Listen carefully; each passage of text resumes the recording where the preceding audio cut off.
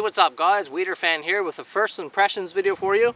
This is the Wetterlings Large Hunter from bushcraftcanada.com. A gorgeous axe. First off guys, I just want to mention that this axe is completely out of box, completely untouched, hasn't been oiled, hasn't been honed or sharpened, hasn't even had the tag cut off.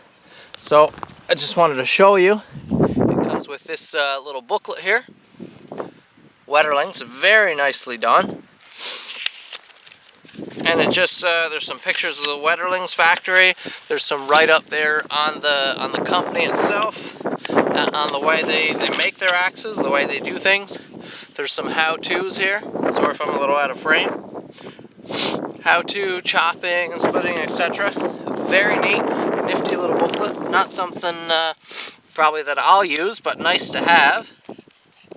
Let me just get rid of this little tag. There we go. Very heavy twine on there. It feels like a wax twine. That's a cool little book. I'll definitely keep it around. It's nice to have. But just something cool to come with the axe. So I'm just going to go through all your main criteria when you're looking at axes. First off, this is a hand-forged head, which is a beautiful head.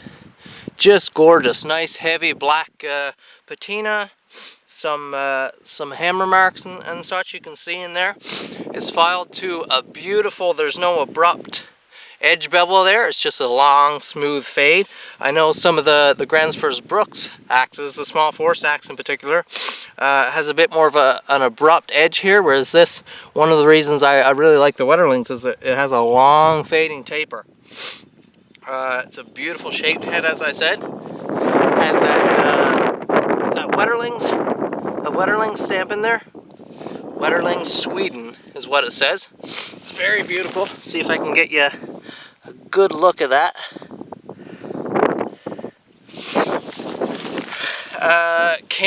Comes with an excellent edge out of box.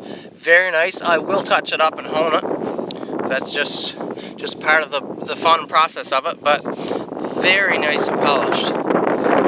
It has a fairly thick bevel, has a lot of meat here, but a big part of this axe is that it's a great all-around camping or bushcraft axe.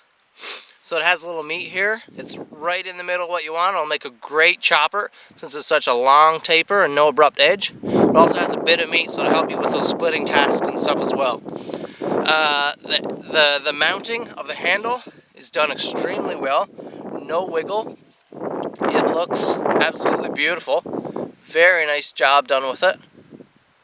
The grain orientation is something I was a little bit worried about in the handle, because you just never know. It seems like a lot of companies and stuff just don't care to pick out, or maybe they just don't know how grain is supposed to be. And I can tell you that this grain is near perfect. You have those long linear grains all the way from the pole up here all the way down to the butt. You can see the grain is real nice. It's perfectly linear this way. It's not a real tight grain, but it's nice. Very nice grain. It's a beautifully colored hickory. I really like it. It has a nice branding here in the handle. I'm not sure if this is paint. I think it is, but it is stamped in fairly deeply. You can really feel it in there, so it's not just paint that'll rub off. It'll definitely last a little while. For critiques of this axe, I really can't come up with much. It's very excellent. Here's the sheath. Also great. Feels tough. It's nice heavy leather. It needs a bit of oil. It's a bit dry, but you can see it looks great. I really like it. It does a great job staying on. Not easy to come off at all. I don't think it'll fall off just by hiking or bouncing around. I think you'd really have to pluck at this thing to tear it off. My only critique, and I had to look for a little bit to find this, but in this portion right here on the handle, I don't know if you can tell in this video, but this comes to a very sharp edge here. So I'm going to have to take a bit of sandpaper, maybe even my spoke shave, and lightly taper this down. Right about here is where it starts. It stops right about here. And you get this real sharp edge to the point where it's very uncomfortable holding the axe like this way. this edge in the handle here is very uncomfortable, and I don't imagine it'd be very nice chopping like it. It's going to be real harsh on the hands. So one of the first things I'm going to do is take down that edge there. Other than that, it's a fantastic axe. This is just my my initial impressions, of course. It has no real use on it yet, but stay tuned for a review video in the near future. I can't wait to get some use out of this axe. If you like this video, please give a thumbs up, comment down below if you have any questions, and subscribe to my channel if you haven't already to stay tuned to some more great content. Thanks for watching, guys. See you in the next video.